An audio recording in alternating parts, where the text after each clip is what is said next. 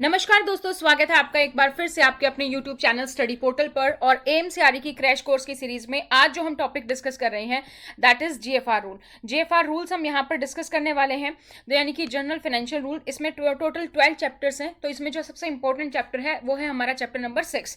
और क्योंकि उसी में लेटेस्ट अमेंडमेंट हुए हैं तो उस वीडियो के बारे में हम यहाँ पर डिस्कस करेंगे एएमसीआरई के में। तो इस वीडियो को आप लास्ट तक जरूर देखिएगा और अगर आप लोग इस चैनल पर नए हैं तो चैनल को सब्सक्राइब करके बेल आइकन को प्रेस कर लीजिए ताकि जैसे ही वीडियो अपलोड की जाती है उसकी नोटिफिकेशन आप सभी लोगों को मिल सके। तो आपका एग्जाम की जो डेट है वो है 26 to 28 फेब। और ये जो वीडियो है जीएफआर की, ये किस किस पोस्ट कोड के लिए इंपॉर्टेंट रहेगी। आपका पोस्ट कोड 39 जो है आपका एएसओ असिस्टेंट सिक्योरिटी ऑफिसर, जिसमें आपका general administration, CCS rule, FRSR, basic computer आता है। इसके अलावा आपका group code 2 assistant administrative officer AO, executive assistant, junior administrative officer JAO, office assistant, इन सब के लिए इंपॉर्टेंट है, जिसमें कि आपका सेम सिलेबस रहता है। इसके अलावा ये जो वीडियो है वो आपके दो और पोस्ट कोड के लिए इंपॉर्टेंट है, जो है स्टोर कीपर जनरल के लिए, जिसमें मटेरियल मैनेजमेंट आता है, और assistant store officer, junior store officer और स्टोर कीपर के लिए, उनके लिए भी ये वीडियो इंपॉर्टेंट है। तो आप लोग को भी ये वीडियो लास्ट तक देखनी है ताकि आपके सारे कंसेप्ट क्लियर हो सके। अभी तक हम आरटीआई डिस्कस कर चुके हैं, ऑफिस प्रोसीजर डिस्कस कर चुके हैं, सीसीए डिस्कस कर चुके हैं, एलटीसी रूल डिस्कस कर चुके हैं।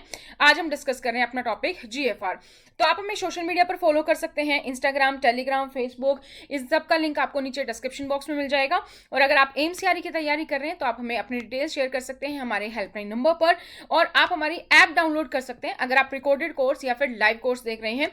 ये ऐप एंड्रॉइड और आईफोन दोनों के लिए अवेलेबल है, यानी कि Google play store, app store दोनों पर अवेलेबल रहेगी। रिकॉर्डेड बैच अवेलेबल है। पोस्ट कोड जो आपका है 2 और 39 उसके लिए, इसमें आपका पूरा का पूरा सिलेबस कवर है डोमेन स्पेसिफिक का, ठीक है। जो आपका general administration, CCS rule, FRSR, basic computer, ये सारा का सारा सिलेबस कवर है। बाइलिंगुअल है। आपकी जो टेस्ट सीरीज है वो भी इसमें कवर हो जाती है। अगर आप चाहते हैं कि बस मुझे टेस्ट सीरीज चाहिए, अब मुझे ये देखना है कि मेरी कितनी तैयारी हो चुकी है, तो आप सिर्फ टेस्ट सीरीज भी ज्वाइन कर सकते हैं।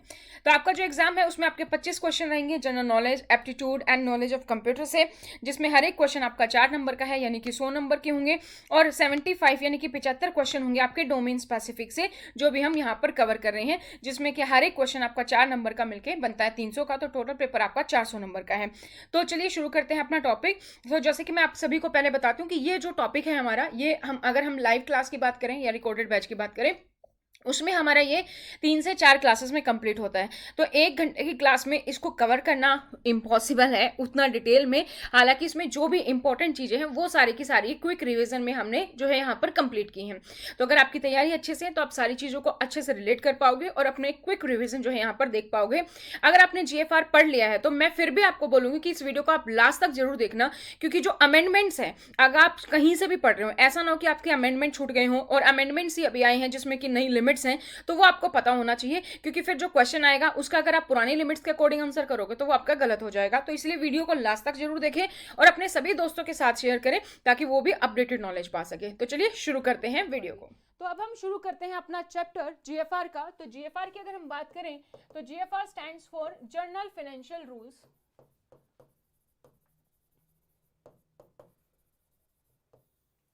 जीएफआर एज ऑफ नाउ अगर हम बात करें तो हम जीएफआर 2017 कवर कर रहे हैं, ठीक है। ये अभी तक हमारे लेटेस्ट हैं और इसमें हमारे पास अगर हम बात करें तो टोटल 12 चैप्टर्स हैं, जिसमें से इंपॉर्टेंट क्वेश्चन की वेटेज की अगर हम बात करें तो वो है हमारा चैप्टर नंबर 6, जो है procurement of goods and services के बारे में। तो पहले हम गुड्स के बारे में डिस्कस करते हैं, फिर इसी क्लास में हम बाद में सर्विसेज के बारे में डिस्कस करेंगे। पूरा चैप्टर नंबर 6 जो है हम यहाँ पर डिस्कस करने वाले हैं। सो ये हमारा स्टार्ट होता है ऑलमोस्ट रूल नंबर 142 से और 206 तक ऑलमोस्ट हमारा ये है। तो हम 1 बाय 1 सारी चीजें डिस्कस करने वाले हैं। तो आई विल रिक्वेस्ट कि आप नोट पैड पेन लेके बैठ जाइए, क्योंकि काफी सारी अपडेट्स हैं, जो लिमिट्स अपडेट हुई थी तो वो आप साथ साथ अपडेट कर सकते हैं। सबसे पहले है हमारा रूल नंबर 142। 142 हमें क्या बताता है? 142 कहता है कि जो भी जर्नल गाइडलाइंस हैं for procurement of goods and services, जो भी जर्नल गाइडलाइंस होंगी कि अगर आप कोई भी प्रोक्योर कर रहे हैं तो प्रोक्योरमेंट ऑफ गुड्स की जो भी जर्नल गाइडलाइंस है, जो कि सभी मिनिस्ट्रीज एंड डिपार्टमेंट पर अप्लाइकेबल होंगी, इसके बारे में ये हमारा रूल नंबर 142 कहता है कि जो भी गवर्नमेंट, मिनिस्ट्री, डिपार्टमेंट, अगर आप पब्लिक इंटरेस्ट में किसी भी तरीके का प्रोक्योरमेंट करना चाहते हो तो इसके लिए बेसिक गाइडलाइंस जो है आपको वो चैप्टर नंबर 6 में मिलेंगी, जो कि हमें वो रूल नंबर 142 बताता है कि सारी की सारी जनरल गाइडेंस हमारी इसमें है। नेक्स्ट हम बात करते हैं रूल नंबर 143। तो 143 हमें बताता है डेफिनेशन ऑफ गुड्स, की जो हमारे गुड्स हैं, व्हाट इज गुड्स। गुड्स जो भी प्रोडक्ट आप परचेज करते हैं वो अब टेंजिबल भी हो सकता है हमारा, और हमारा नॉन टेंजिबल भी हो सकता है, यानी कि ऐसा प्रोडक्ट भी हो सकता है जिसको आप टच कर सके, आप जिसको फील कर सके, जैसे हमारा हार्डवेयर है, ठीक है, और ऐसा भी हो सकता है जैसे हमारा सॉफ्टवेयर है। तो कोई भी प्रोडक्ट हो आपका, कोई भी आप सामान बनाना चाहते हैं, उसके लिए आप रॉ मटेरियल परचेज कर रहे हैं, किसी भी तरीके का कोई भी प्रोडक्ट परचेज कर रहे हैं, फर्नीचर है, फिक्सचर्स है, लाइव स्टॉक है, ये सारे के सारे प्रोडक्ट्स आपके टेंजिबल में आते हैं, ये सारे के सारे हमारे गुड्स में आते हैं। नॉन टेंजिबल की बात करें तो जैसे आपका सॉफ्टवेयर है, कोई इंटेलेक्चुअल प्रॉपर्टी है, जैसे कॉपीराइट है, पेटेंट है, ये सारी चीजें भी हमारी गुड्स में ही आती हैं।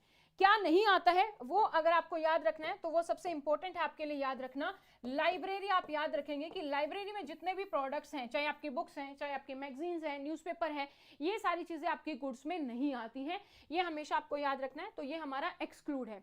इसके अलावा जब भी आप गुड्स को ऑर्डर कर रहे हैं तो गुड्स को ऑर्डर करने के लिए आपको क्या क्या चीजें चाहिए, जैसे कि अगर हम गुड्स को ऑर्डर कर रहे हैं तो वो हमारा क्या हो गया, जैसे कि ट्रांसपोर्टेशन होगा, है ना, ट्रांसपोर्टेशन लगेगा। अगर उसके लिए कोई प्रोडक्ट है तो उसके लिए हमारी ट्रेनिंग लगेगी, ट्रेनिंग हमें चाहिए, मेंटेनेंस चाहिए, ठीक है। तो इस तरीके की, या कोई इंश्योरेंस है, कमीशन है, ये सारी चीजें भी हमारी गुड्स का ही पार्ट है। तो आपको ये भी याद रखना है कि प्रोडक्ट हमारा टेंजिबल हो सकता है, इनटेंजिबल हो सकता है, बट जो हमारे लाइब्रेरी प्रोडक्ट्स हैं वो हमारे गुड्स में काउंट नहीं होते हैं। इसके अलावा कोई भी फैसिलिटी जो आप ट्रांसपोर्ट को लाने के लिए यूज करेंगे, ट्रांसपोर्ट होगा जो प्रोडक्ट को लाने के लिए, ट्रांसपोर्ट, ट्रेनिंग, मेंटेनेंस, इनवॉइस, कोई भी कमीशन है, इंश्योरेंस है, ये सारी चीजें भी हमारी गुड्स का ही पार्ट है। तो ये भी आपको याद रखना है कि ये सारी चीजें हमारी गुड्स में आती हैं। नेक्स्ट हमारे पास है रूल नंबर 144। 144 है हमारे पास fundamental principles of public buying for all procurements including procurement of work. की फंडामेंटल प्रिंसिपल क्या है, जब भी आप कोई भी प्रोक्योरमेंट कर रहे हो उसके लिए बेसिक प्रिंसिपल क्या है। सबसे पहले तो आपका जो general description of the product है,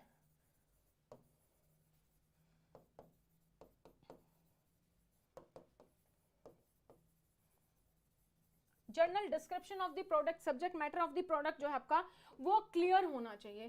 क्लियर आपका प्रोडक्ट, यानी कि जो भी प्रोडक्ट आप परचेज करना चाह रहे हैं वो क्या है उसके बारे में क्लियरली डिटेल होनी चाहिए, सिंपल लैंग्वेज में होना चाहिए, कंसाइज लैंग्वेज में होना चाहिए, कोई भी बात बढ़ा चढ़ा के घुमा फिरा के ना लिखी हो, सीधे सीधे भाषा में लिखी हो, ताकि बिडर्स आप तक अप्रोच कर पाए, ज्यादा से ज्यादा बिड्स आपको सेंड कर पाए। इन सब चीजों का आपको ध्यान रखना है, ठीक है। तो ये हमारा रूल नंबर 144 कहता है बेसिक प्रिंसिपल्स के बारे में। नेक्स्ट है हमारे पास rule number 145, that is authority is competent to purchase goods. कौन सी ऑथोरिटी है जो कि गुड्स परचेज कर सकती है, तो जिसको भी पावर दी गई है, जो भी ऑथोरिटी को पावर डेलीगेट की गई है कि वो प्रोक्योरमेंट कर सकती है, वो एक्सपेंडिचर कर सकती है, पैसा खर्च कर सकती है, उसके बारे में अप्रूवल दे सकती है, तो वो ऑथोरिटी हमारी क्या है, जो कि हमारी प्रोक्योरमेंट के लिए हमें परमिशन दे सकती है, जिसके पास एक्सपेंडिचर की पावर है। नेक्स्ट हमारे पास है 146। 146 है हमारे पास procurement of goods required on mobilization. Mobilization जैसे कि कोई भी ऐसा प्रोडक्ट है जो मिलिट्री के लिए प्रोडक्ट है, तो उसके लिए भी जो भी टाइम टू टाइम पर हमारी टेंडर हम निकालते हैं, कोई भी इंफॉर्मेशन है वो कौन हैंडल करता है, वो भी हमारी हैंडल होती है by the government of India. Government of India देखती है उसके बारे में। Next we have rule number 147, powers of procurement of goods. कि जो भी हम गुड्स परचेज करेंगे उसके लिए पावर्स के बारे में है कि जो भी हम गुड्स प्रोक्योर कर रहे हैं वो किसके पास है, जिस भी अथॉरिटी के पास खर्च करने की पावर है उसके पास वो पावर है। और जो भी आप गुड्स प्रोक्योर कर रहे हैं उसमें आपको किस बात का ध्यान रखना है कि ट्रांसपेरेंसी होनी चाहिए, आपका जो प्रोसेस है वो पूरा फेयर होना चाहिए, जो भी आप प्रोक्योर कर रहे हैं वो आपका एफिशिएंट होना चाहिए एंड इकोनॉमिकली होना चाहिए, कि आप बेस्ट वैल्यू, आप कम पैसों में ज्यादा वैल्यू मार्केट के अकॉर्डिंग आप परचेजिंग कर रहे हैं।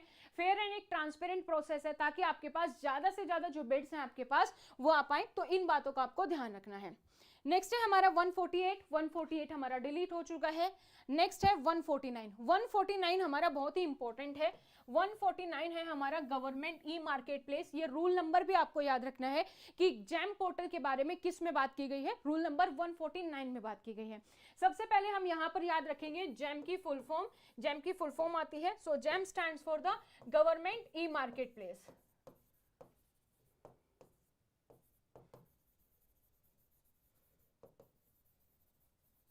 गवर्नमेंट ई मार्केट प्लेस 149 हमारा रूल है वो ये कहता है कि अगर कोई भी प्रोडक्ट या कोई भी सर्विस आप प्रोक्योर करना चाहते हैं और वो हमारे पास जैम पोर्टल पर ऑलरेडी अवेलेबल है, तो सभी मिनिस्ट्रीज और डिपार्टमेंट के लिए ये जरूरी है कि वो खरीदारी जैम पोर्टल से ही करें। तो ये हमारा रूल नंबर 149 इसको मैंडेट करता है। अब ये जो जैम पोर्टल है हमारा, इससे आपको प्रोडक्ट परचेज करने हैं तो इस पर सप्लायर्स भी होंगे। वो किसका काम है देखना, वो काम है देखना जैम एसपीवी का। What is JAM SPV? JAM SPV stands for Government E-Marketplace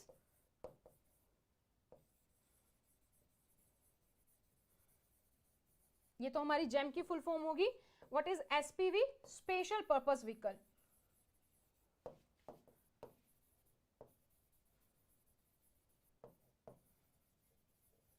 special purpose vehicle, इसकी फुल फॉर्म आपको याद रखनी है। अब ये जैम एसपीवी क्या करता है, काफी टाइम पहले अगर आप तैयारी कर रहे हैं पहले से तो आपने एक सुना होगा डीजीएसएनडी, जो कि अब हमारा नहीं है। अब हमारा कॉन्ट्रैक्ट किसके पास है, जैम एसपीवी के पास है। जैम एसपीवी क्या करता है, जैम एसपीवी का काम ये है देखना कि जो भी सप्लायर रजिस्टर करना है, सबसे पहले उन सप्लायर के बारे में पूरी तरीके से बैकग्राउंड चेक करना कि उन सप्लायर का प्रोक्योरमेंट जो हो रहा है वो क्या वो टाइम से डिलीवरी दे पाएंगे प्रोडक्ट की नहीं, मैन्युफैक्चरिंग कैपेसिटी कितनी है, कितने साल पुरानी कंपनी है, कितना टर्नओवर है, ये सारी चीजें देखना। जो है पास्ट में उनको कभी डिबार तो नहीं किया गया है, ब्लैकलिस्ट तो नहीं है कहीं से कंपनी, सब स्टैंडर्ड प्रोडक्ट तो नहीं डिलीवर करती है, मार्केट के अकॉर्डिंग प्राइस दे रही है कि नहीं, ये सारी चीजें देखना किसका काम है, हमारे जैम एसपीवी का काम है। और इसके लिए टाइम टू टाइम एडवर्टाइज करती है कि हमारे पास ये गुड्स और ये सर्विसेज अवेलेबल है। तो यहां पर आपको रूल नंबर याद रखना है और साथ ही ये याद रखना है कि रूल नंबर 149 ही हमें बताता है कि अगर किसी भी मिनिस्ट्री डिपार्टमेंट को किसी भी तरीके की कोई प्रोक्योरमेंट करनी है तो वो जरूरी है कि वो जैम पोर्टल से ही प्रोक्योर हो, अगर वो जैम पोर्टल पर अवेलेबल है। अब आप जैम पोर्टल से अगर प्रोक्योर कर रहे हैं तो आपके पास लिमिट्स हैं। तो लिमिट्स हमारी अपडेटेड लिमिट्स ये हैं कि अगर आप जैम पोर्टल से परचेज कर रहे हैं तो सबसे पहली लिमिट्स हमारी है कि आपकी जो लिमिट है वो अगर आप प्रोक्योर कर रहे हैं वो 50,000 तक की है। अगर आपका प्रोडक्ट जो भी आप प्रोक्योर करना चाहते हैं 50,000 रुपए तक का है तो वो आप कैसे परचेज कर सकते हैं, डायरेक्ट ऑनलाइन परचेज कर सकते हैं।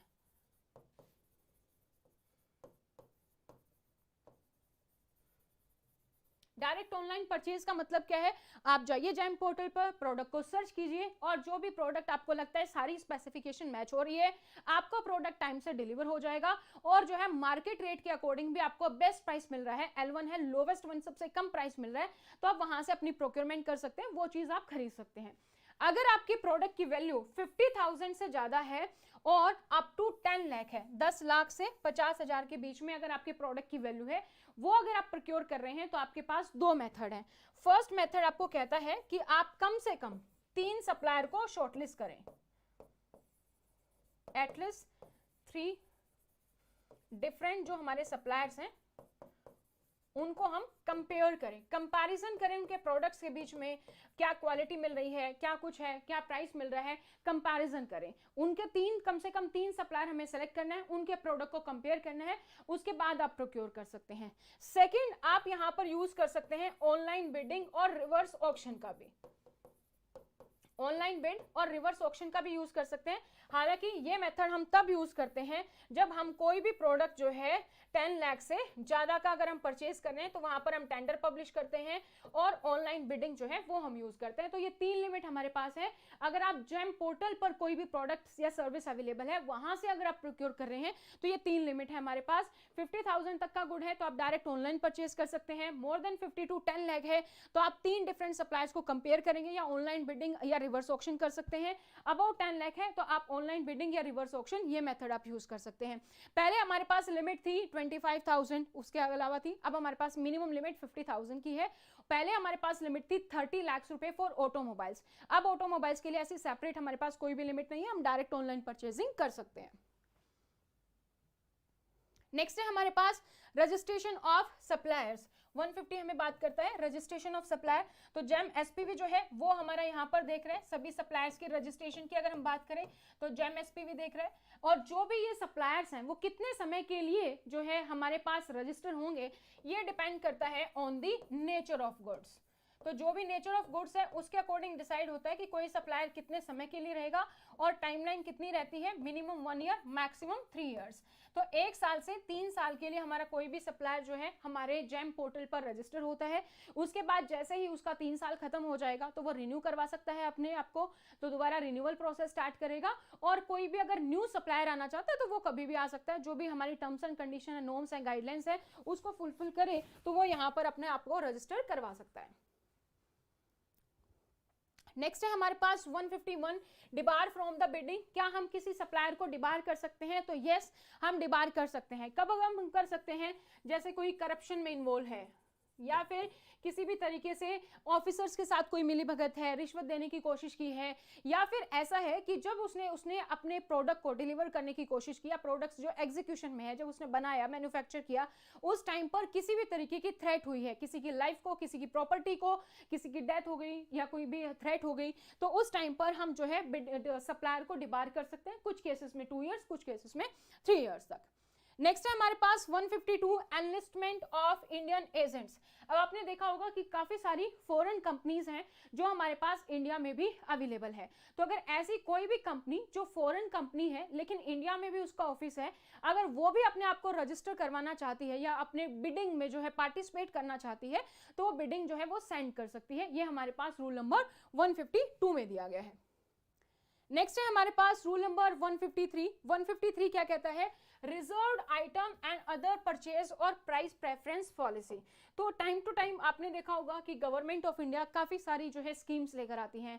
जैसे हमारे पास स्टार्टअप के लिए था एक टाइम पर कि स्टार्टअप्स काफी सारे हो रहे हैं, है ना, एमएसएमई है, इसी तरीके से केवीआईसी है, जहां पर भी हमें कोई भी खादी प्रोडक्ट परचेज करना हो तो हमारे लिए जरूरी है कि हम मिनिमम 20% जो है वो केवीआईसी से परचेज करें। तो कुछ चीजों में रिजर्वेशन है कि जब भी आपको कोई भी गुड्स प्रोक्योर करने हैं, कोई भी वर्क करवाना है, तो उस केस में रिजर्व आइटम में केवीआईसी है। जैसे कि अगर आप कोई भी खादी प्रोडक्ट परचेज कर रहे हैं तो मिनिमम 20% आपका केवीआईसी से परचेज होना चाहिए। एमएसएमई के लिए रिलैक्सेशन है, मीडियम एंड स्मॉल, जो micro small and medium enterprises है या स्टार्टअप्स हैं, उनके को भी यहाँ पर रिजर्वेशन दी गई है, तो आप वहां से भी प्रोक्योरमेंट कर सकते हैं, जैसे आपको लोकली परचेज करना है, ऐसे केसेस में। नेक्स्ट है हमारा rule number 154, purchase of goods without quotation. अभी तक हमने क्या देखा था, कौन सी लिमिट देखी थी? जब आप कोई भी प्रोडक्ट प्रोक्योर कर रहे हो, कहां से? जब आप प्रोक्योर कर रहे हो जेम पोर्टल से, जब हमारे पास जेम पोर्टल पर अवेलेबल है। अब हम बात करें कि कोई प्रोडक्ट जो हमारे पास जेम पोर्टल पर अवेलेबल नहीं है, तो आप कैसे प्रोक्योर करेंगे? अगर प्रोक्योरमेंट की जो भी प्रोडक्ट है उसकी वैल्यू अगर 50,000 तक की है तो इंडिविजुअल बेसिस पर सर्टिफिकेट देके प्रोडक्ट को परचेज किया जा सकता है। आप सर्टिफिकेट देंगे, साइन करेंगे और उसके बेसिस पर आप प्रोक्योरमेंट कर सकते हैं। सर्टिफिकेट क्या है कि आपकी जो क्वांटिटी है वो आपको क्वांटिटी मिल रही है, क्वालिटी अप टू डेट है, स्पेसिफिकेशन मैच हो रही है, जो प्रोडक्ट आपको चाहिए वही है। इसके अलावा जो है आपका टाइम पर डिलीवर हो रही है, रिलायबल सप्लायर है, ये आप सर्टिफिकेट में देंगे और आप ये प्रोक्योरमेंट यहां पर कर सकते हैं। नेक्स्ट है हमारा, अगर हमारी प्रोडक्ट की वैल्यू जो है 155 कहता है, अगर प्रोडक्ट की वैल्यू 50,000 से ज्यादा है और 5 लाख रुपए तक है, more than 50,000 up to 5 lakh है, तो ऐसे केस में हम क्या करेंगे? ऐसे केस में हम एक एलपीसी बनाते हैं। What is LPC? LPC is the local purchase committee.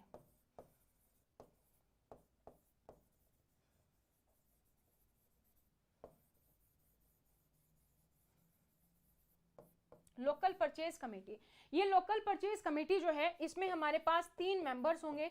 ये 3 मेंबर्स इसीलिए हमने ऑड में रखे हैं ताकि ऐसा ना हो कि जैसे दो हाँ बोल रहे हैं, एक ना बोल रहा है तो वो साइन कर दे। नहीं, यहाँ पर जो पर्सन है वो हमारा ज्वाइंटली और इंडिविजुअली सेटिस्फाई होना चाहिए।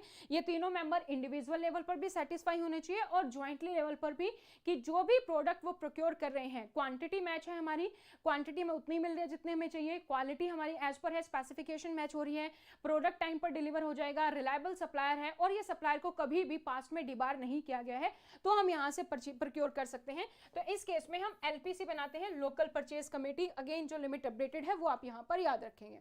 नेक्स्ट हमारा 156 हमारा डिलीट हो चुका है। तो आप हमें सोशल मीडिया पर फॉलो कर सकते हैं, इंस्टाग्राम, टेलीग्राम, फेसबुक, इस सब का लिंक आपको नीचे डिस्क्रिप्शन बॉक्स में मिल जाएगा।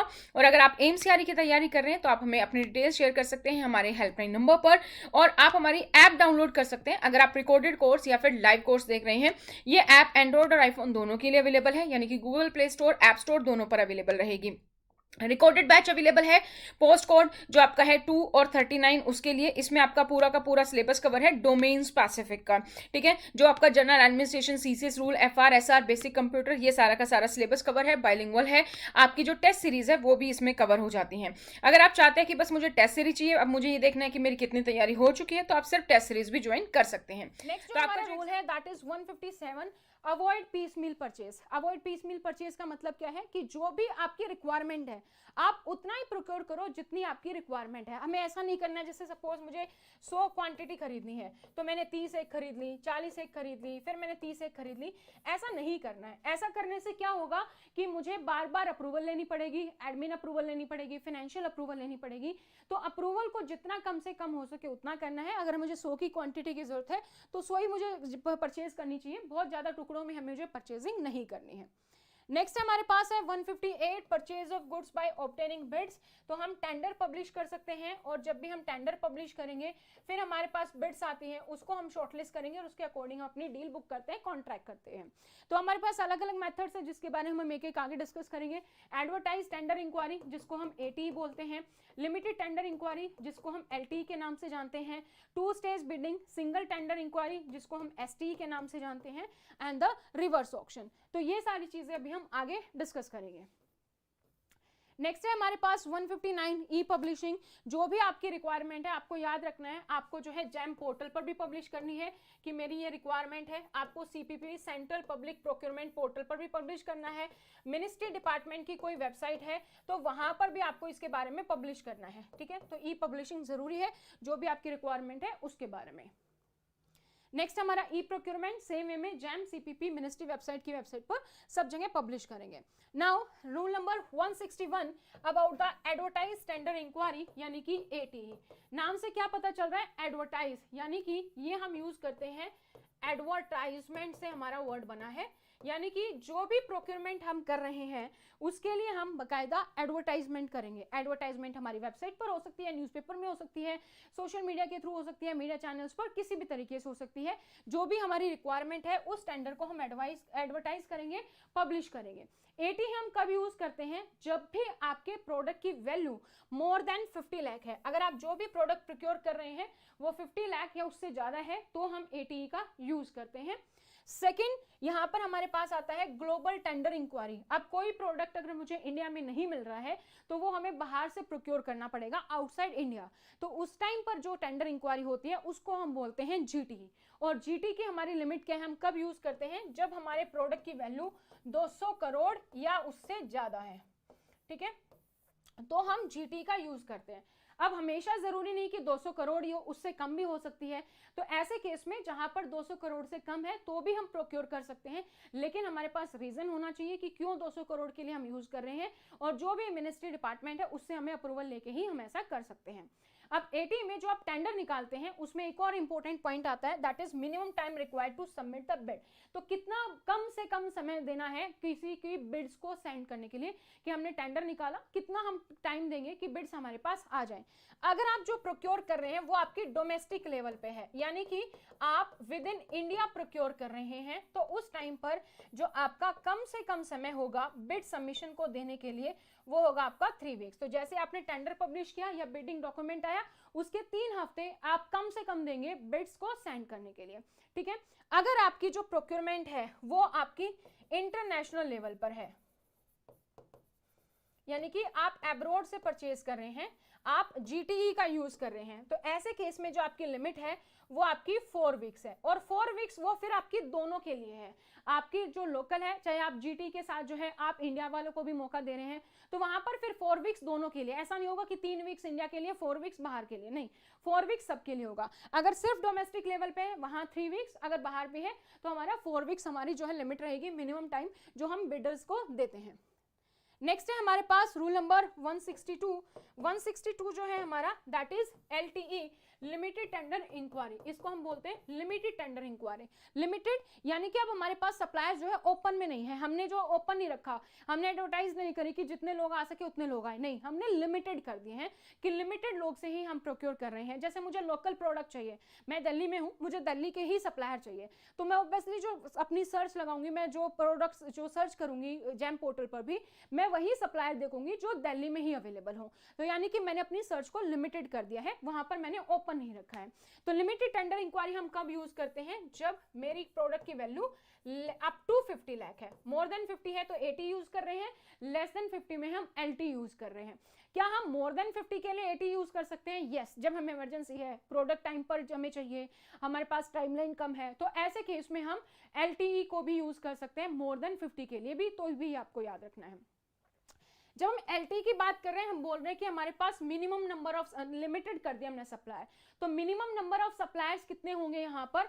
मिनिमम नंबर ऑफ सप्लायर्स होते हैं मोर देन 3, मोर देन 3 आपको याद रखने हैं। तो अगर आपसे एग्जाम में पूछा जाता है लेस देन 3, मोर देन 3, तो ऑब्वियसली आपका आंसर होगा मोर देन 3। अगर आपके पास नंबर में है सो मोर देन 3 कितना होता है? कम से कम 4 सप्लायर आपके होने चाहिए। और हमारे पास अब सप्लायर कम है तो हम डायरेक्टली स्पीड पोस्ट से, ईमेल से, कोरियर से उनको अपनी टेंडर बिडिंग डॉक्यूमेंट सेंड कर सकते हैं। Next we have the two bid system, जो है हमारे पास रूल नंबर 163 में two bid system. Two bid system, two bid कौन कौन सी बिड्स होती हैं? 2 बिड्स हमारे पास होती हैं, और 2 बिड्स में हमारे पास कौन कौन सी बिड है? एक हमारे पास होती है टेक्निकल बिड। टेक्निकल बिड्स जो है हमारी, जो भी आपके प्रोडक्ट की स्पेसिफिकेशन थी उससे मैच होती है, उसके अकॉर्डिंग आपको बता दिए कि जो भी प्रोडक्ट आप देख रहे हैं वो अवेलेबल है और उसमें क्या क्या जो है फीचर्स अवेलेबल हैं, क्या क्या चीज अवेलेबल है, वो सब आपकी टेक्निकल बिड्स बताती हैं। जब टेक्निकल बिड्स में आपका सिर्फ टेक्निकल चीज होंगी, जैसे आपने लैपटॉप खरीदना है तो आपका रैम कितना है, या आपने कंप्यूटर खरीदना है जैसे कीबोर्ड माउस कौन सा है, कितनी रैम है, या आपको ग्राफिक कार्ड कितनी चाहिए, ये सारी चीजें आपकी टेक्निकल बिड्स में आएंगी। अब जो आप टेक्निकल है उसके अलावा हमारी सेकंड बिड जो होती है वो हमारी कौन सी होती है? Financial bid. फाइनेंशियल बिड नाम से पता चल रहा है फाइनेंस है, यानी कि यहां पर आपका प्राइस होगा कि कितने की आपको वो चीज पड़ेगी, आइटम वाइज बिल होगा हर एक चीज का डिटेल में कि ये चीज इतने की, ये चीज इतने की, आइटम वाइज आपके पास पूरा का पूरा बिल होगा टू बिड सिस्टम में। टू बिड सिस्टम किस तरीके से आती है? टू बिड सिस्टम के लिए जो सप्लायर है पहले टेक्निकल बिड्स बनाता है, उसको पैक करता है एक एनवलप में, फाइनेंशियल बिड है उसको एक एनवलप में पैक करता है, और फिर दोनों को एक एनवलप में पैक करता है और फिर आपको सेंड करता है। तो अब हमने दोनों को अलग अलग क्यों बनवाया है, क्या रीजन है? तो क्योंकि हम पहले एक बिड ओपन करेंगे और जो बिड हम ओपन करेंगे पहले वो है हमारी टेक्निकल बिड्स। टेक्निकल बिड्स को इवेल्युएट करने के लिए हम एक कमेटी बनाते हैं जिसका नाम है टेक्निकल इवेल्युएशन कमेटी।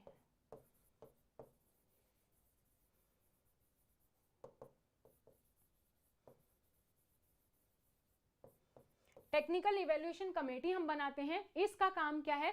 इसका काम ये है कि जो टेक्निकली आपके पास चीजें आई उनको देखना, क्या वो टेक्निकली बिड सही है कि नहीं, जो हमारे प्रोडक्ट की रिक्वायरमेंट है क्या उसके अकॉर्डिंग है या नहीं, वो सारी चीजें देखना और मैच करना, और उसके बेसिस पर टेक्निकली बिड्स को जो है वो शॉर्टलिस्ट करना।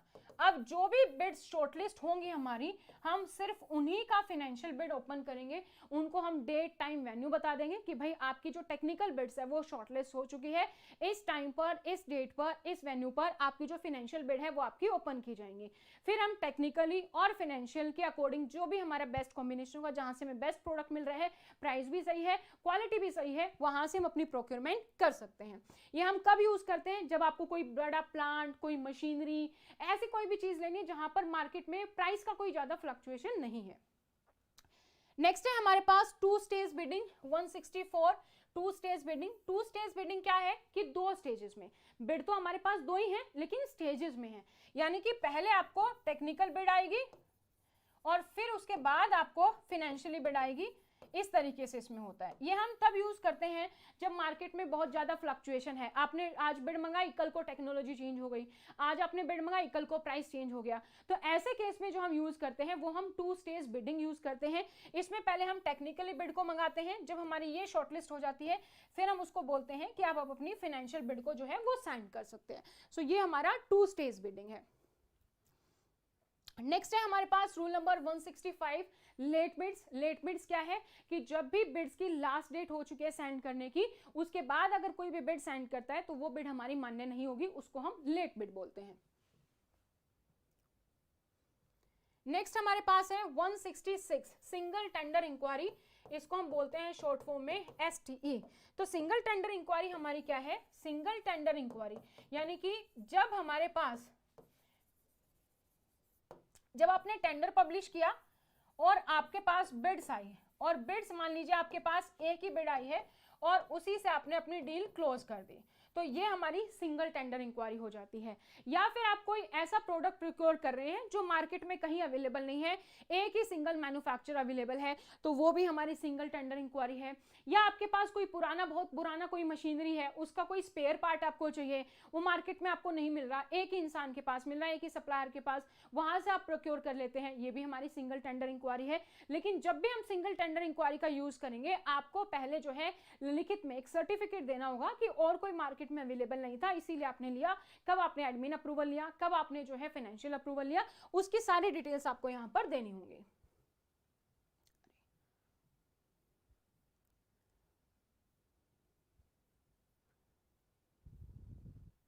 सिंगल टेंडर इंक्वायरी हमने डिस्कस कर लिया। Now the next is 167, E reverse auction. E reverse auction, E reverse auction में क्या होता है, हमारी चीजें जैसे ऑक्शन में क्या होता है, ऑक्शन में इधर जो है बायर्स होते हैं,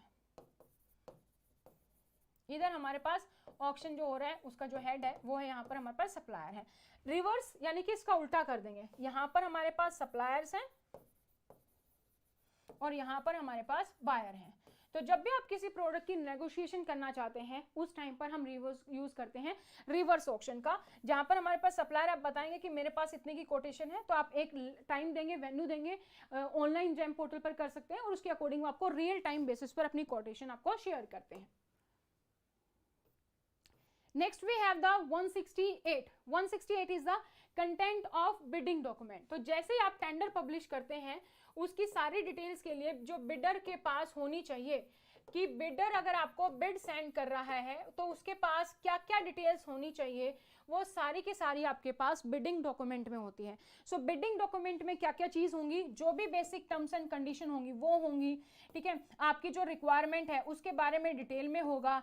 आपकी एलिजिबिलिटी कंडीशन क्या है, कि आपके पास अगर बिड्स आती हैं तो किस बेसिस पर आप उनको एलिजिबिलिटी करेंगे, एलिजिबल वो होंगे, क्वालिफिकेशन क्या होगी, किस बेसिस पर आप उनको शॉर्टलिस्ट करेंगे, वो सारे क्राइटेरिया आपके जो है इसमें होते हैं। इसके अलावा जो भी कॉन्ट्रैक्ट फॉर्म होंगे कि जो भी आपको फिल करने हैं वो होंगे। इसके अलावा कोई अदर फॉर्म्स हैं हमारे पास वो होंगे। यहाँ पर बिड सिक्योरिटी के बारे में कि कितनी बिड सिक्योरिटी आपको देनी है उसके बारे में होगा, कब तक आपको प्रोडक्ट डिलीवर चाहिए है, ये सारी चीजें आपकी जो है इस बिडिंग डॉक्यूमेंट में होंगी। इसके अलावा कोई भी ऐसी इंफॉर्मेशन जो जब भी कोई अपनी बिड सेंड करता है और उसको पता होना चाहिए, वो सारी की सारी चीजें आपकी बिडिंग डॉक्यूमेंट में होती हैं। नेक्स्ट है हमारे पास 169, मेंटेनेंस कॉन्ट्रैक्ट, यानी कि वारंटी और गारंटी जो आपकी होती है। तो ये चीज आपको पता है कि जब भी आप कोई भी प्रोडक्ट परचेज करते हैं तो अगर वो आपका जो है वारंटी में है, तो अगर वो प्रोडक्ट वारंटी में है तो इसका मतलब क्या है कि अगर वो प्रोडक्ट वारंटी में है तब तक आपका फ्री ऑफ चार्ज जो है वो रिपेयर होगा, जो भी प्रॉब्लम आएगी वो सोल्व होगी। अगर आपकी वारंटी एक्सटेंड है तो तब तक होगा, वारंटी खत्म तो आपको फिर विजिटिंग चार्जेस, जो भी पार्ट चेंज हुआ, सारे चार्जेस आपको देने होते हैं।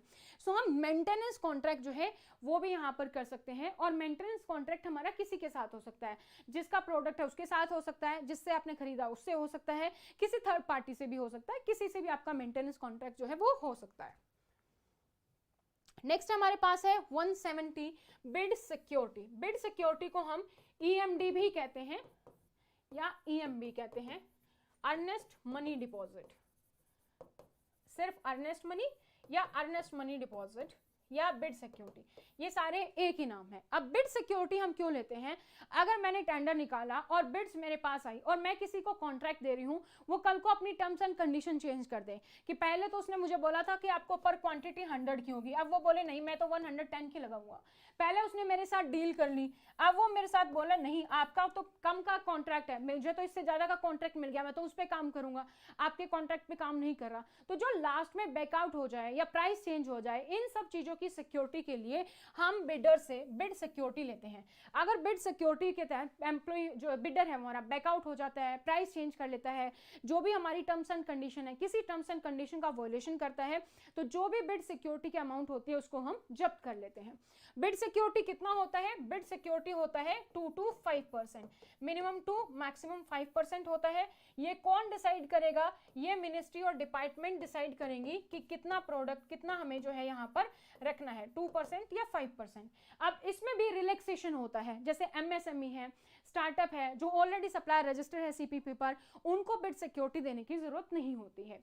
और इसके अलावा हमारे पास नॉन मॉनेटरी भी होता है, यानी कि जहां पर हम पैसा नहीं लेते हैं, नॉन मॉनेटरी भी होता है।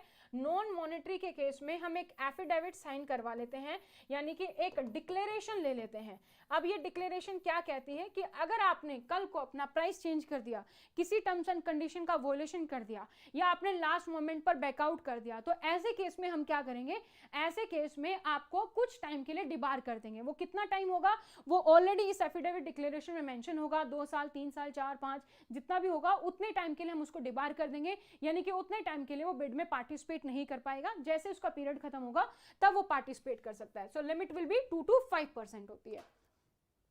नेक्स्ट हमारे पास है 171 परफॉर्मेंस सिक्योरिटी। परफॉर्मेंस सिक्योरिटी हम कब लेते हैं? इससे पहले हम इसकी वैलिडिटी की बात कर लेते हैं। बिड सिक्योरिटी की जो वैलिडिटी है वो 45 डेज रहती है। और बिड सिक्योरिटी जो है हमारी, जैसे ही अनसक्सेसफुल बिडर हम बोलते हैं, जिसके साथ को हमारा डील नहीं होती है ना, उसको हम बोलते हैं अनसक्सेसफुल बिडर। तो जैसे बिड वैलिडिटी पीरियड खत्म हुआ या हमने किसी के साथ डील कर ली, उसके 30 दिन के अंदर जो भी अनसक्सेसफुल बिडर हैं उनकी बिड सिक्योरिटी हम वापस कर देते हैं। परफॉर्मेंस सिक्योरिटी क्या होता है? परफॉर्मेंस सिक्योरिटी हमारे पास रूल नंबर 171 में है। परफॉर्मेंस सिक्योरिटी है, अब हमने किसी के साथ कॉन्ट्रैक्ट के साथ डील कर ली, अब वो प्रोडक्ट जो है हमें क्वालिटी वाइज सही मिले, सब स्टैंडर्ड क्वालिटी ना हो, टाइम पर डिलीवर हो, इन सब चीजों की बातों के लिए हम क्या लेते हैं? हम लेते हैं परफॉर्मेंस सिक्योरिटी। अब जो परफॉर्मेंस सिक्योरिटी है वो कितना है? वो है हमारा एज ऑफ नाउ 3 to 5%। ठीक है, 3 to 5% है तो हमारा परफॉर्मेंस सिक्योरिटी। अब जो ये सक्सेसफुल बिडर है जिसके साथ हमने डील की, उसकी बिड सिक्योरिटी हम कब वापस करते हैं? जब उसने हमें परफॉर्मेंस सिक्योरिटी दे दी है, उसके बाद हम उसकी बिड सिक्योरिटी को वापस कर देते हैं। सो परफॉर्मेंस सिक्योरिटी आपको याद रखनी है, ये चेंज हुई थी, पहले 5 to 10 था, अभी 3 to 5% है। नेक्स्ट है हमारे पास 172 एडवांस पेमेंट टू सप्लायर। क्या हम एडवांस पेमेंट कर सकते हैं? तो यस, एडवांस पेमेंट के लिए हमारे पास क्लोज है। एडवांस पेमेंट अगर हम किसी को भी कर रहे हैं तो जो भी हमारी कॉन्ट्रैक्ट वैल्यू होंगी उसके अकॉर्डिंग हम करते हैं। और अगर कोई प्राइवेट फर्म है जिसको हम एडवांस पेमेंट कर रहे हैं तो उसको हम कर सकते हैं 30%। और अगर कोई भी किसी भी तरीके से डायरेक्टली इनडायरेक्टली गवर्नमेंट द्वारा इन्वॉल्व है, कोई स्टेट गवर्नमेंट एजेंसी है, सेंट्रल गवर्नमेंट एजेंसी है, पीएसयू है, तो उनको जो हम एडवांस पेमेंट करते हैं वो हम करते हैं 40%। ठीक है, तो 30-40 है, इसमें रिलैक्सेशन ऑब्वियसली पॉसिबल है। फाइनेंशियल एडवाइजर के साथ कंसल्ट करके हम इसमें रिलैक्सेशन भी दे सकते हैं। नेक्स्ट है हमारे पास 172 पार्ट पेमेंट कर सकते हैं सप्लायर्स को। यस, पार्ट पेमेंट कर सकते हैं। पार्ट पेमेंट के लिए भी हमारे पास हमें डिपेंड करता है कि इस टाइप का गुड है, क्या मार्केट प्रैक्टिस है, उसके अकॉर्डिंग। जैसे मेंटेनेंस कॉन्ट्रैक्ट है तो उसमें हम 6 महीने तक का ही एडवांस या पार्ट पेमेंट करते हैं, उससे ज़्यादा नहीं। और पार्ट पेमेंट जब हमारा प्रोडक्ट डिस्पैच हो जाता है उसके बाद हम करते हैं। नेक्स्ट हमारे पास कुछ जर्नल गाइडलाइंस है, रूल नंबर 173, 174 और 175 में हमारे पास कुछ जनरल गाइडलाइंस है। ये गाइडलाइंस क्या कहती हैं कि जो भी आप प्रोडक्ट प्रोक्योर कर रहे हैं, पूरा प्रोसेस आपका ट्रांसपेरेंट होगा, फेयर होगा, एफिशिएंट होगा। आपको किसी भी तरीके का ऐसा कोई काम नहीं करना है जिससे कि कोड ऑफ इंटीग्रिटी ब्रीच हो, किसी के साथ आप मिली भगत करके उसको कॉन्ट्रैक्ट दिलवा रहे हो, कोई टर्म्स एंड कंडीशन आप जो है हार्ड रख रहे हो ताकि कम बिडर आए, कॉम्पिटेटिव मैनर में होना चाहिए, आपको ऐसा काम करना है। किसी भी तरीके का मेटेरियलिस्टिक बेनिफिट या आपने कोई गिफ्ट लिया है, कोई कैश लिया है किसी को कॉन्ट्रैक्ट दिलवाने के लिए, ऐसी चीजें आपको नहीं करनी है। तो ये हमारा 174 है। तो आप हमें सोशल मीडिया पर फॉलो कर सकते हैं, इंस्टाग्राम, टेलीग्राम, फेसबुक, इस सब का लिंक आपको नीचे डिस्क्रिप्शन बॉक्स में मिल जाएगा। और अगर आप एमसीआरई की तैयारी कर रहे हैं तो आप हमें अपनी डिटेल्स शेयर कर सकते हैं हमारे हेल्पलाइन नंबर पर। और आप हमारी ऐप डाउनलोड कर सकते हैं अगर आप रिकॉर्डेड कोर्स या फिर लाइव कोर्स देख रहे हैं। ये ऐप एंड्रॉइड और आईफोन दोनों के लिए अवेलेबल है, यानी कि Google play store, app store दोनों पर अवेलेबल रहेगी। रिकॉर्डेड बैच अवेलेबल है। पोस्ट कोड जो आपका है 2 और 39, उसके लिए इसमें आपका पूरा का पूरा सिलेबस कवर है डोमेन स्पेसिफिक का, ठीक है। जो आपका general administration, CCS rule, FR, SR, basic computer, ये सारा का सारा सिलेबस कवर है। बाइलिंगुअल है।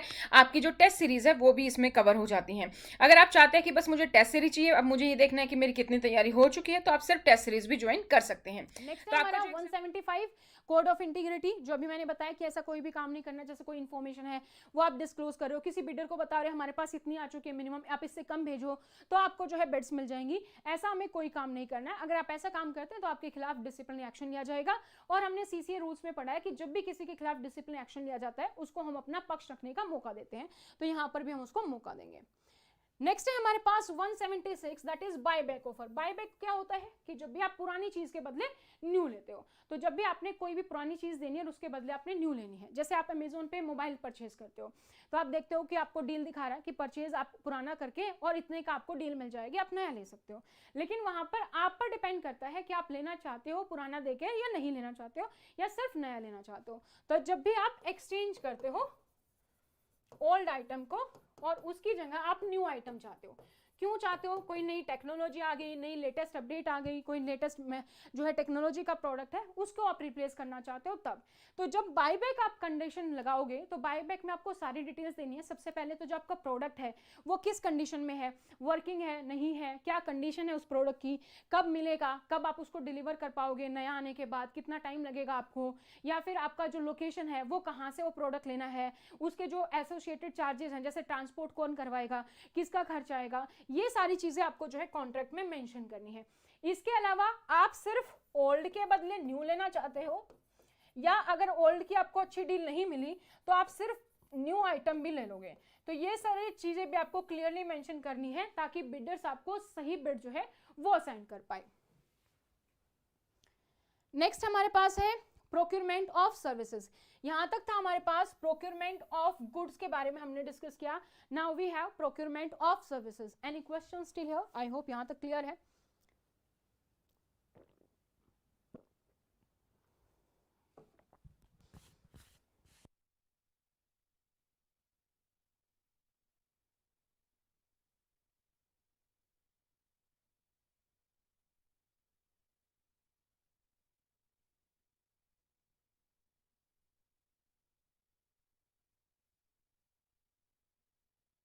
So next we have the procurement of services. अब सर्विसेज हमारी दो तरीके की होती है, एक कंसल्टिंग सर्विसेज है, दूसरी हमारी नॉन कंसल्टिंग सर्विस है, ठीक है, दूसरी हमारी नॉन कंसल्टिंग सर्विस है। तो यहाँ पे मैंने कोशिश किया कि हम एक क्विक सीरीज में हम डिस्कस कर रहे हैं, तो अगर आप ये वीडियो अभी तक देख रहे हैं लास्ट तक, तो ये हमने क्विक रिवीजन किया है। तो अगर आपने पहले से अच्छे से पढ़ा है तो आप सारी चीज़ों को रिलेट कर पाएंगे, फटाफट से आपकी क्विक रिवीजन हो जाएगी। और अगर आपकी आदत है कि पहले मुझे वीडियो देखनी है, एक थोड़ा सा आइडिया मिल जाए, उसके बाद मैं डिस्कस करके पढ़ूंगा पूरा, तो उस केस में भी आपके लिए हेल्पफुल है। तो ये वीडियो में हमने जितनी हो सके उतनी इन्फॉर्मेशन देने की कोशिश की, इंपॉर्टेंट पॉइंट्स। हालांकि ये पूरी की पूरी डिटेल हमें चैप्टर 6 करने में ही 3 से 4 दिन लग जाते हैं कंप्लीट अपनी लाइव क्लास में, तो उसके लिए आप हमारे ऐप पर ज्वाइन कर सकते हैं लाइव और recorded batches. So procurement of services, सबसे पहले हमारा कंसल्टिंग सर्विसेज। जब भी आप किसी से कोई एक्सपर्ट एडवाइस लेते हैं, कोई राय लेते हैं, that is consulting services. So consulting services जैसे आपको उतनी स्कूल के लिए कोई मैनेजमेंट कंसल्टेंट चाहिए, स्कूल एनईपी के अकॉर्डिंग बनवाना है, पॉलिसी बनवानी है, उन सब चीज़ों के लिए हम कंसल्टिंग सर्विसेज को ले सकते हैं। तो जहां पर हमें किसी भी फील्ड में कोई एक्सपर्ट एडवाइस चाहिए। 178, तो जो भी आपकी स्पेसिफिक जॉब है कि क्या आपको काम करवाना है वो क्लियर होना चाहिए, और उसके लिए हम अपना जो कंसल्टेंट है वो यहाँ पर हायर करते हैं। 179 ये कहता है कि जो ये हमारे रूल्स हैं ये हमें ये बताते हैं कि अगर आप किसी भी मिनिस्ट्री डिपार्टमेंट में हैं और अपने लिए कोई कंसल्टिंग सर्विस हायर करना चाहते हैं तो उसके लिए क्या रूल्स रेगुलेशन रहेंगे, वो हमें ये वाले रूल्स रेगुलेशन 179 में पता चलते हैं। नेक्स्ट है हमारे पास identification of services required to be perform by the consultant. तो सबसे पहले हमें क्या करना है, रूल नंबर 180 ये कहता है कि अगर आप किसी कंसल्टेंट को हायर कर रहे हैं तो सबसे पहले क्या होना चाहिए, सबसे पहले आपको अपनी सर्विसेज आइडेंटिफाई करने कि भाई मुझे किस काम के लिए कंसल्टेंट को हायर करना है, वो आपके पास स्कोप पूरा रेडी होना चाहिए कि क्या आप काम करवाना चाहते हैं, क्या आपका डिजायर्ड आउटपुट होगा, और क्या आप इनपुट्स देंगे किसी भी कॉन्ट्रैक्टर को, किसी भी कंसल्टेंट को।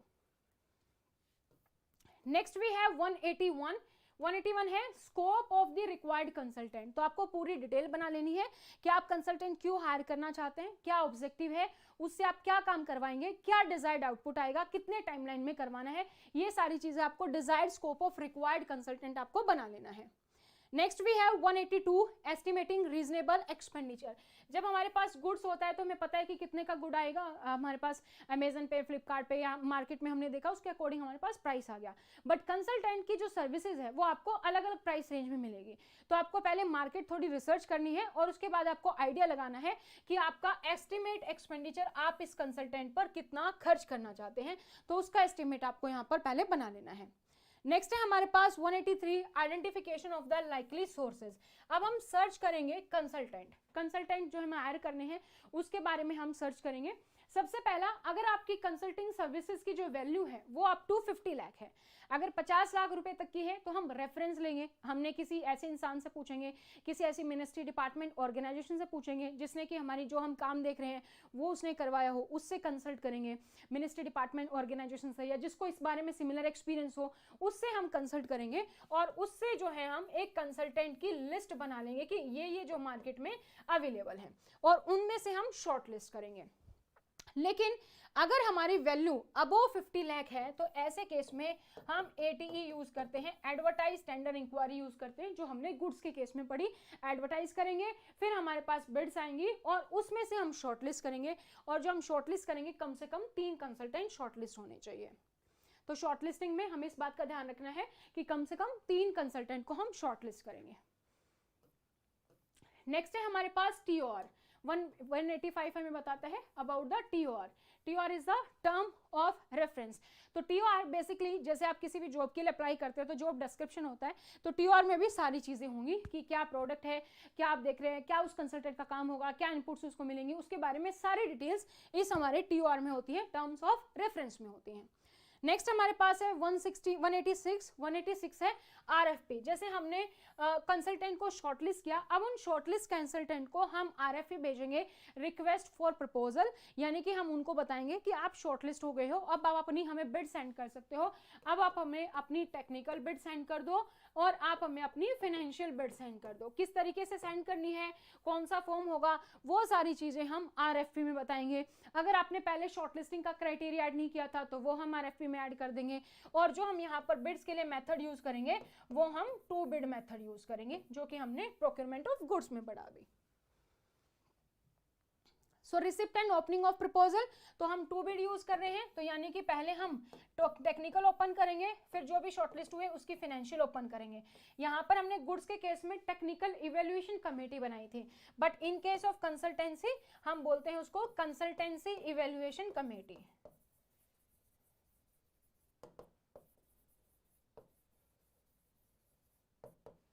CEC हम इसको शॉर्ट फॉर्म में बोलते हैं, consultancy evaluation committee.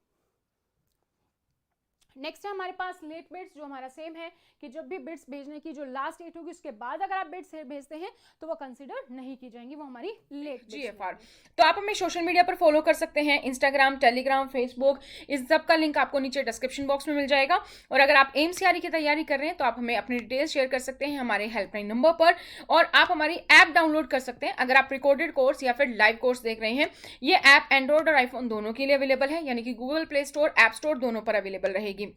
Recorded batch available है, पोस्ट कोड जो आपका है 2 और 39 उसके लिए। इसमें आपका पूरा का पूरा सिलेबस कवर है डोमेन स्पेसिफिक का, ठीक है, जो आपका general administration, CCS rule, FR, SR, basic computer, ये सारा का सारा सिलेबस कवर है, बाइलिंगुअल है। आपकी जो टेस्ट सीरीज है वो भी इसमें कवर हो जाती हैं। अगर आप चाहते हैं कि बस मुझे टेस्ट सीरीज चाहिए, अब मुझे ये देखना है कि मेरी कितनी तैयारी हो चुकी है, तो आप सिर्फ टेस्ट सीरीज भी ज्वाइन कर सकते हैं। तो आपका जो नेक्स्ट वी है 189 इवेल्युएशन ऑफ टेक्निकल बिड्स। तो जो हमारी टेक्निकल बिड्स है पहले हम उसको ओपन करते हैं और हमने एक कमेटी बनाई है जिसका नाम है कंसल्टेंसी इवेल्युएशन कमेटी, जिसको हम शॉर्ट फॉर्म में CEC बोलते हैं। और ये कमेटी क्या काम करेगी, ये कमेटी जो है हमारी ये कमेटी हमारी शॉर्टलिस्ट करेगी टेक्निकल बिड्स को। जिसकी भी टेक्निकल बिड शॉर्टलिस्ट होगी उसकी हम फाइनेंशियल बिड्स को इवेल्युएट करते हैं। तो रूल नंबर 190 हमारा क्या है, evaluation of financial bid of the technically qualified bidder. तो जो भी टेक्निकली शॉर्टलिस्ट होंगी उन्हीं की हम यहाँ पर फाइनेंशियल बिड्स ओपन करते हैं। नेक्स्ट है हमारे पास 191 की जो हमने टेक्निकल शॉर्टलिस्ट की, फिर हमने फाइनेंशियल ओपन की। अब किस बेसिस पर आप उसको जो है सेलेक्ट करेंगे, तो सिलेक्शन और इवैल्यूएशन मेथड हमारे पास 3 मेथड है जो कि आगे हमारे पास दिए गए हैं। सबसे पहला मेथड हमारे पास है 192 जो डिस्कस करता है, वो है QCBS। QCBS का मतलब क्या है, quality and cost based selection, यानी कि यहाँ पर हमारे क्वालिटी कहाँ मिलेगी, टेक्निकल बिड्स में जिस डिटेल मिलेंगे, कॉस्ट के बारे में कहां मिलेगा, फाइनेंशियल बिड में। सो यहां पर मेरे लिए क्वालिटी भी इंपॉर्टेंट है और मेरे लिए जो है कॉस्ट भी इंपॉर्टेंट है, दोनों ही चीजें इंपॉर्टेंट है। तो जब मेरे लिए दोनों चीज इंपॉर्टेंट है, क्वालिटी भी और कॉस्ट भी, तो हम इस मेथड को यूज करते हैं QCBS को, तो दोनों चीज इंपॉर्टेंट है। अब जैसे मुझे 60% क्वालिटी को वेटेज देनी है, 40% इसको देनी है, या 70-30 देनी है, इस तरीके से हम शॉर्टलिस्ट करते हैं। पहले टेक्निकल को शॉर्टलिस्ट किया, उसको रैंकिंग दी, फाइनेंशियल को शॉर्टलिस्ट किया, उसको रैंकिंग दी, और उसके बेसिस पर हमने परसेंटेज वेटेज निकाला, और जो भी हमें बेस्ट डील लगती है उसके साथ हम कॉन्ट्रैक्ट कर लेते हैं। सो मिनिमम हमारा 50-50 हो सकता है, मैक्सिमम हमारा 80-20 हो सकता है। नेक्स्ट है हमारा 193 है हमारा लिस्ट कॉस्ट सिस्टम, जिसको हम बोलते हैं LCS, list cost system. List cost system क्या है, यानी कि जहां पर मुझे प्राइस सबसे कम मिलेगा मुझे वो चाहिए। अब मुझे क्वालिटी से कोई लेना देना नहीं है, जहां पर मुझे लिस्ट कॉस्ट मिलेगी, सबसे कम कॉस्ट मिलेगी, हम वो प्रोडक्ट लेंगे। ये हम कब यूज करते हैं, जब मेरे पास स्टैंडर्ड बने हुए हैं, एक स्टैंडर्डाइज प्रोसेस है कि भाई कोई भी काम करना है तो ये प्रोसेस अपनाओ और ये आपके पास रिजल्ट आ जाएगा। ऐसे केस में हम यूज करते हैं LCS, लो लिस्ट कॉस्ट सिस्टम, कि जो हमें सबसे कम प्राइस में देगा उससे हम डील क्लोज कर लेंगे, क्योंकि हमें पता है एंड जो हमारा रिजल्ट है वो हमारे पास लगभग सेम आने वाला है। Next we have the 194 is the single source selection. जैसे हमने सिंगल टेंडर इंक्वायरी पढ़ी थी, ठीक उसी तरीके से अगर आपने टेंडर पब्लिश किया, आपके पास एक ही कंसल्टेंट आया, उसी से डील क्लोज हो गई, तो सिंगल सोर्स सिलेक्शन। या आपने किसी से रेफरेंस लिया, उसी से डील क्लोज कर दी, एक ही कंसल्टेंट अवेलेबल है मार्केट में और कोई कंसल्टेंट अवेलेबल नहीं है, तो ऐसे केस में जो हम डील क्लोज करते हैं that is single source selection. Next है हमारा 195 मॉनिटरिंग दी कॉन्ट्रैक्ट।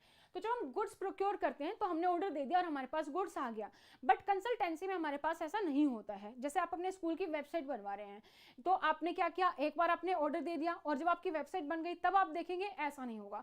आपको बीच में मॉनिटर करना पड़ेगा कि भाई कलरिंग ठीक है कि नहीं, फोन ठीक है कि नहीं, चीजें सही से हो रही हैं कि नहीं हो रही हैं, ये सारी चीजें आपको मॉनिटर करना होता है। सो मॉनिटर कॉन्ट्रैक्ट करना मिनिस्ट्री डिपार्टमेंट को बहुत जरूरी है। पूरे कंसल्टेंसी प्रोसेस में ओवरऑल मिनिस्ट्री डिपार्टमेंट हमारी इन्वॉल्व रहती है। Next we have the 196 public competition for design of symbol और लोगोस। अब आपने देखा होगा टाइम टू टाइम पे गवर्नमेंट जो है क्या करती है, कॉन्टेस्ट निकालती है ना, कंपटीशन लेके आते हैं, पब्लिक कंपटीशन। अगर किसी ऐप का कोई सिंबल बनवाना है, कोई लोगो बनवाना है, कोई टैगलाइन बनवानी है, तो उस केस के लिए क्या करती है कि पब्लिकली कॉन्टेस्ट है, जो लोग चाहें वो अप्लाई कर सकते हैं, और हम एक ज्यूरी बैठा सकते हैं, एक टीम जो कि शॉर्टलिस्ट करेगी, और उसके बेसिस पर हम जो है जो भी शॉर्टलिस्ट होगा हमारे पास लोगो, उसके लिए हम प्राइज मनी दे सकते हैं। तो बहुत सारी चीजें जिसके लिए किया गया है, जैसे आप देखोगे रुपए सिंबल है, या दूरदर्शन का लोगो है, ठीक है, एनवीएस स्कूल है जैसे उसका लोगो है, या फिर कोई भी पोस्ट ऑफिस टिकट आती है कि टाइम टू टाइम पर कोई स्पेशल ओकेजन के लिए, उसके लिए हम लेते हैं, ठीक है, या जैसे अभी G20 था उसके लिए है। तो बहुत सारी ऐसी चीजें हैं जिसके लिए कि हम यूज करते हैं पब्लिक डिजाइन ऑफ सिंबल और लोगो को। Next we have the outsource sourcing. अभी क्या था, हमारा कंसल्टिंग सर्विस था, अब हमारा नॉन कंसल्टिंग। जब आप आउटसोर्स करते हो, इससे क्या होगा, आउटसोर्स करने से आपका टाइम बचेगा, आपका पैसा बचेगा, आपकी हेडेक बचेगी, आप अपने किसी प्रोडक्टिव काम पर जो है फोकस कर पाओगे। जैसे स्कूल में मेंटेनेंस दे दिया, फैसिलिटी मैनेजमेंट दे दी, प्रिंटर की सर्विस है, ट्रांसपोर्ट फैसिलिटी है, ये आपने आउटसोर्स कर दी उस तरीके से। सो 197 हमारा नॉन कंसल्टिंग सर्विसेज, तो जो कि कंसल्टिंग सर्विस से हमारे बिल्कुल अलग है। जैसे मैंने आपको एग्जांपल दिए कि फैसिलिटी मैनेजमेंट है, मेंटेनेंस है, तो प्रिंटर सर्विस है, ट्रांसपोर्ट सर्विस है, ये आपने जैसे आउटसोर्स कर दी, तो that is non consulting services. Next we have the 198 procurement of non consulting services. So non consulting services का प्रोक्यूरमेंट हम किस तरीके से करते हैं, पूरा जो प्रोसेस है वो हम एज लाइक जो प्रोक्यूरमेंट ऑफ गुड्स है उसी तरीके से हम यहाँ पर प्रोक्यूरमेंट जो है वो हम यूज करते हैं। Identification of the likely contact, सबसे पहले हम क्या करेंगे, जो भी कॉन्ट्रैक्टर्स हैं उनको हम आइडेंटिफाई करेंगे। कैसे, हमने किसी से रेफरेंस ले ली, किसी मिनिस्ट्री डिपार्टमेंट से कंसल्ट कर लिया, जिसको भी इसके बारे में एक्सपीरियंस है उससे पूछ लिया, या फिर आपने देखा होगा जो सिटी होती है उनका क्लासिफाइड पेज है, येलो पेजेस है, वेबसाइट्स है, मैगजीन्स है, वहां से हमने सर्च कर लिया और उसके बेसिस पर हम शॉर्टलिस्ट करेंगे कॉन्ट्रैक्टर्स को। नेक्स्ट हमारा preparation of the tender enquiry, हम टेंडर इंक्वायरी बना लेते हैं, ठीक है। तो टेंडर हमें जो पब्लिश करना है तो टेंडर हम पब्लिश करेंगे और यहाँ पर जो बिड्स है वो हम यहाँ पर एक्सेप्ट करते हैं। इन्विटेशन ऑफ बिड्स हम किस तरीके से इनवाइट करेंगे, अगेन जो लिमिट है वो हमारी 50 लाख है। अगर आपकी जो प्रोडक्ट की वैल्यू है, एस्टिमेटेड जो वैल्यू आपके कॉन्ट्रैक्ट की 50 लाख से कम है, तो ऐसे केस में तो जो हम मेथड यूज करेंगे वो वही यूज करेंगे कि हमने किसी से रेफरेंस ले लिया है या किसी ऑर्गेनाइजेशन, किसी मिनिस्ट्री से हमने कंसल्ट कर लिया जिसको इसके बारे में एक्सपीरियंस था, क्लासिफाइड पेज हमने यूज कर लिया, या फिर जो है हमने येलो पेजेस का यूज कर लिया, या कोई भी मैगजीन्स आती हैं उसके बारे में हमने यहाँ पर देख लिया लोकल, या फिर न्यूज़पेपर से हमने देख लिया, वहां से हमने शॉर्टलिस्ट कर लिया, उनसे हम शॉर्टलिस्ट करते हैं। बट अगर हमारी वैल्यू 50 लाख से ज़्यादा है, तो अगर हमारी estimated value more than 50 lakh है, तो ऐसे केस में हम टेंडर का यूज़ करेंगे, हम एडवर्टाइज टेंडर इंक्वायरी यूज़ करेंगे, टेंडर पब्लिश करेंगे, उसके बाद हम बिड्स का वेट करेंगे और बिड्स को हम शॉर्टलिस्ट करके फिर हम अपनी डील जो है वो फाइनल कर देते हैं। Next we have the 202 late bids. Late bids again same कि अगर कोई भी बिड्स आपकी लेट सबमिट हो रही है तो वो कंसीडर नहीं होगी, लास्ट डेट के बाद सबमिट हो रही है। तो नेक्स्ट है हमारे पास इवेल्युएशन ऑफ बिड्स रिसीव, तो जो भी हमारे पास बिड्स रिसीव हुई हैं उसको इवेल्युएट करेंगे, जो भी हमें सही लगेगी टेक्निकली फाइनेंशियली उसके बेसिस पर हम उसको शॉर्टलिस्ट कर देंगे, उसके साथ हम डील कर लेंगे। नेक्स्ट है हमारा 204 procurement of non consulting services by nomination, basically जिसे हमने सिंगल सर्विस सोर्स पढ़ा था, सिंगल टेंडर इंक्वायरी पढ़ी थी, उसी तरीके से कि कई बार जब हमारे पास कोई कंसल्टेंट है, कोई भी हमें रेफरेंस मिलती है, उससे भी हम जो है यहाँ पर अपना क्लोज कर सकते हैं नॉमिनेशन द्वारा भी। 205 मॉनिटरिंग द कॉन्ट्रैक्ट, तो जैसे हमारा कंसल्टिंग सर्विसेज में मॉनिटर करना जरूरी है, ठीक उसी तरीके से हमारा नॉन कंसल्टिंग सर्विस में भी मॉनिटर करना जरूरी है। जैसे आपने अपने स्कूल के लिए मेंटेनेंस को ही आपने किया, तो ऐसा तो नहीं आप बिल्कुल स्कूल के जब मेंटेनेंस आपका खत्म होने वाला होगा तब देखोगे, आप बीच में भी पूरा ध्यान रखोगे कि स्कूल सही से मेंटेन है कि नहीं है, उसके बारे में उनको पूरी तरीके से मॉनिटर करते रहोगे, तो मॉनिटरिंग जरूरी है। नेक्स्ट हमारा रूल कहता है कि आपने जब प्रोक्योरमेंट ऑफ गुड्स पढ़े, बहुत सारे रूल्स पढ़े, फिर आपने कंसल्टिंग सर्विसेज के बारे में पढ़ा भी, कैसे सिलेक्शन करना है, क्या चीज़ें हैं, लेकिन आप नॉन कंसल्टिंग सर्विस में आते आते हमारे पास रूल बहुत कम है, यहाँ पर हमने कम कर दिया। तो अगर आपको ये लगता है कि यहाँ पर कोई भी ऐसा रूल है जो कहीं ना कहीं मिस हो गया, तो वो सारे रूल्स जो हमने प्रोक्योरमेंट ऑफ गुड्स में पढ़े हैं वो सारी चीज़ें हमारी यहाँ पर अप्लाईकेबल होती हैं। सो ये था हमारा रूल नंबर 142 से 206 तक GFR का चैप्टर नंबर 6। इसके अलावा 11 चैप्टर्स और हैं, टोटल 12 चैप्टर्स है, but one of the important अगर GFR से क्वेश्चन आते हैं तो GFR से चैप्टर नंबर 6 से आते हैं, जो हमने यहाँ पर क्विकली क्रैश कोर्स के तरीके से हमने डिस्कस किया है क्विकली रिविजन सीरीज में, जिसमें सारी अपडेटेड जो लिमिट्स थी वो भी हमने यहाँ पर डिस्कस की हैं। तो आई होप ये वीडियो आपको अच्छी लगी होगी। इसके बारे में अगर आप डिटेल में जानना चाहते हैं या डिटेल आप इसकी वीडियो चाहते हैं या डिटेल आपका अपना पूरा सिलेबस कवर करना चाहते हैं तो आप हमारी ऐप डाउनलोड कर सकते हैं स्टडी पोर्टल अकेडमी। तो आप हमें सोशल मीडिया पर फॉलो कर सकते हैं, इंस्टाग्राम, टेलीग्राम, फेसबुक, इस सब का लिंक आपको नीचे डिस्क्रिप्शन बॉक्स में मिल जाएगा। और अगर आप एमसीआरई की तैयारी कर रहे हैं तो आप हमें अपनी डिटेल्स शेयर कर सकते हैं हमारे हेल्पलाइन नंबर पर, और आप हमारी ऐप डाउनलोड कर सकते हैं। अगर आप रिकॉर्डेड कोर्स या फिर लाइव कोर्स देख रहे हैं, ये ऐप एंड्रॉइड और आईफोन दोनों के लिए अवेलेबल है, यानी कि Google play store, app store दोनों पर अवेलेबल रहेगी। रिकॉर्डेड बैच अवेलेबल है, पोस्ट कोड जो आपका है 2 और 39 उसके लिए, इसमें आपका पूरा का पूरा सिलेबस कवर है डोमेन स्पेसिफिक का, ठीक है, जो आपका general administration, CCS rule, FR, SR, basic computer, ये सारा का सारा सिलेबस कवर है, बाइलिंगुअल है। आपकी जो टेस्ट सीरीज है वो भी इसमें कवर हो जाती है। अगर आप चाहते हैं कि बस मुझे टेस्ट सीरीज चाहिए, अब मुझे ये देखना है कि मेरी कितनी तैयारी हो चुकी है, तो आप सिर्फ टेस्ट सीरीज भी ज्वाइन कर सकते हैं। तो आपका जो